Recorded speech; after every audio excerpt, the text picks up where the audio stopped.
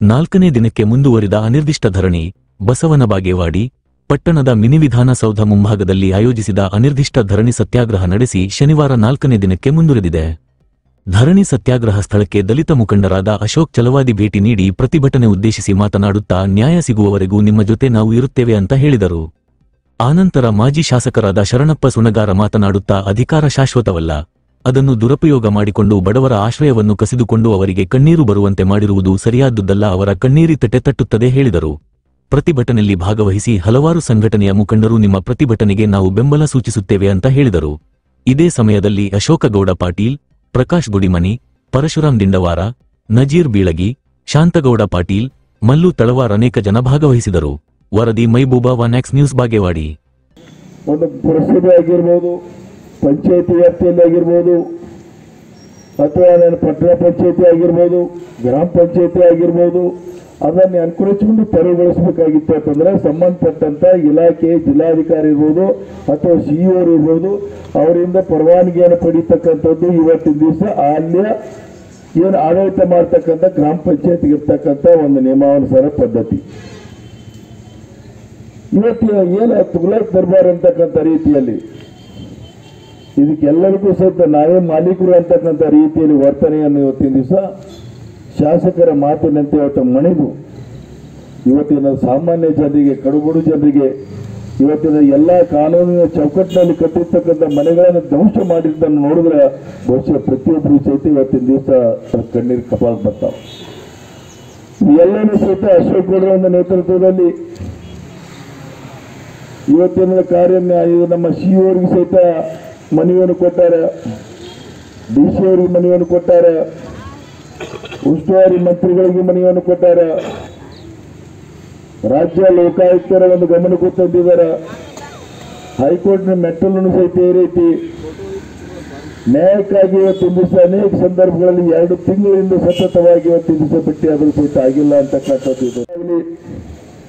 ಅಧಿಕಾರದ ಮೋಹ ಜನ ಅಂತಿರ್ತಾರಲ್ಲ, ಅಧಿಕಾರ ಒಂದು ಮೋಹ ಬಯತು ಅಂತಂದ್ರೆ ಅದು ಬಹುಶಃ ನಮ್ಮ ಮುಂದಿನ ಕೆಡಗಾಲಿಕೆ ಬರ್ತೈತಂತ. ನೀವು 2-3 ವರ್ಷಗಳಿಂದ ಅಲ್ಲ, 4-5 ವರ್ಷಗಳಿಂದ ತಿರುಗಾಡಿ ಅನುಕಂಪವನ್ನು ಗಿಟ್ಟಿಸಿಕೊಂಡು ಜನರಿಂದ ಇವತ್ತು ಅನುಕಂಪದ ಆಧಾರದ ಮೇಲೆ ಅಧಿಕಾರಕ್ಕೆ ಬಂದಿರತಕ್ಕಂಥದ್ದು ಮರ್ತಿದ್ದೀರಿ. ಬರ್ತಕ್ಕಂಥ ದಿನಗಳಲ್ಲಿ ಅದೇ ಜನ ನಿನಗೆ ಮರ್ತಿದ್ದ ನೆನಪು ಮಾಡಿಕೊಡ್ತಕ್ಕಂಥ ದಿನ ಇವತ್ತು ಮಾಡ್ತಾ ಇದೆ ಅಂತಕ್ಕಂಥದ್ದು ಸಹಿತ ಹೇಳ್ತಾ ಇದ್ದೀನಿ. ಅದಕ್ಕಾಗಿ ನಾನು ಸಹಿತ ಜಿಲ್ಲಾಧಿಕಾರಿ ಮಾತಾಡಿನಿ, ಇದು ಇಷ್ಟಕ್ಕೆ ಅಲ್ಲ, ಅಶೋಕ್ ಗೌಡರು ಹಾಗಾಗಿ ಇದ್ರ ಬಗ್ಗೆ. ನಮಸ್ಕಾರ. ನಾವು ಕುದುರೆ ಸಾಲೋಡಿ ಗ್ರಾಮಸ್ಥರು. ಸುಮಾರು 2 ತಿಂಗಳ ಹಿಂದೆ ನಮ್ಮಲ್ಲಿ ರಸ್ತೆ ಅಗಲೀಕರಣ ನೆಪದಲ್ಲಿ ಇವತ್ತು ನಮ್ಮ ಗ್ರಾಮದಲ್ಲಿ ಎಲ್ಲ ಮನೆಗಳು ಇವತ್ತು ಕೆಡವಿದ್ದಾರೆ. ಸುಮಾರು 2 ತಿಂಗಳಾಯಿತು. ಇಲ್ಲಿವರೆಗೆ ನಾವು DC ಸಾಹೇಬರಿಗೆ ಮನವಿ ಕೊಟ್ಟಿದ್ದೀವಿ ಮತ್ತು ಎಲ್ಲ ಉಸ್ತುವಾರಿ ಮಂತ್ರಿಗಳು ಮನವಿ ಕೊಟ್ಟಿದ್ದೀವಿ, ಮುಖ್ಯಮಂತ್ರಿಗಳು ಕೂಡ ಮನವಿ ಕೊಟ್ಟಿದ್ದೀವಿ. ಅದು ಇನ್ನೂ ತನಿಖೆ ಇದರಲ್ಲಿದೆ. ಅದಕ್ಕೆ 2 ತಿಂಗಳಾಯಿತು, ಯಾರಿಗೆ ನಾವು ಇನ್ನೂ ಪರಿಹಾರ ಸಿಗ್ತಿಲ್ಲ ಮತ್ತು ತಪ್ಪಿಸ್ತರಕ್ಕೆ ಯಾರಿಗೂ ಯಾವುದೂ ಅವರ ಮೇಲೆ ಕ್ರಮ ಆಗಿಲ್ಲ. ಅದಕ್ಕಾಗಿ ಇವತ್ತು 4 ದಿವಸ ಆಯಿತು ನಾವು ಇವತ್ತು ಬಾಗೇವಾಡಿಯಲ್ಲಿ ತಹಸೀಲ್ದಾರ್ ಆಫೀಸ್ ಮುಂದೆ ಧರಣಿ ಕೂತಿದ್ದೀವಿ. ಇವತ್ತು ತಹಸೀಲ್ದಾರ್ ಸಾಹೇಬರು ಮತ್ತು ನಮ್ಮ ZP ಅಧಿಕಾರಿಗಳು ಕೂಡ ಇವತ್ತು ಬಂದು ಇವತ್ತು ನಮಗೆ ಮನವಿ ಮಾಡಿದರು, ಸತ್ಯಾಗ್ರಹ ಹಿಂದೆ ತಗೊಳ್ಳಿ ಅಂತೇಳಿ ಭರವಸೆ ಕೊಟ್ಟು ಹೋದರು. ಈ ಥರ ನಾವು ಎಲ್ಲ ಮಾಡ್ತೀವಿ. ಸರ್, ಈಗ ಭರವಸೆ ಕೊಟ್ಟರಲ್ಲ, ನೀವು ಸತ್ಯಾಗ್ರಹ ಹಿಂಪಡಿತೀರಿ, ಮುಂದಿನ ನಡೆ ಏನು ನಿಮ್ಮದು? ಈಗ ನಮ್ಮ ನಡೆ ಏನಂತ ಭರವಸೆ ಕೊಟ್ಟಾರ. ಇನ್ನು 8 ದಿವಸ ಹೋಗಲಿ, ತಿಂಗಳು ಹೋಗಲಿ, 2 ತಿಂಗಳು ಹೋಗಲಿ, ಆ ಭರವಸೆ ಕಾರ್ಯರೂಪದಲ್ಲಿ ತರಬೇಕು. ಅವ್ರು ಏನು ಮನೆಗಳು ಹೊಡೆದಿದ್ದಾರೆ ಅದನ್ನೆಲ್ಲ ಸರಿಪಡಿಸ್ಬೇಕು. ಮುಂದೆ ನಾವು ಯಾವುದೋ ಅಭಿವೃದ್ಧಿಗೆ ನಾವು ಯಾವತ್ತೂ ತಡೆ ಕೊಟ್ಟಿಲ್ಲ.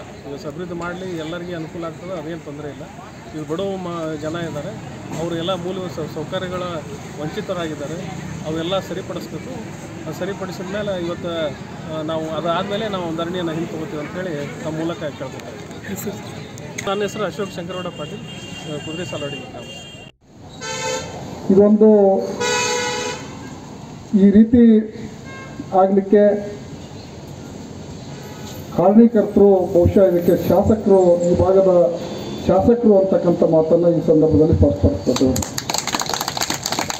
ಏನು ಅವರು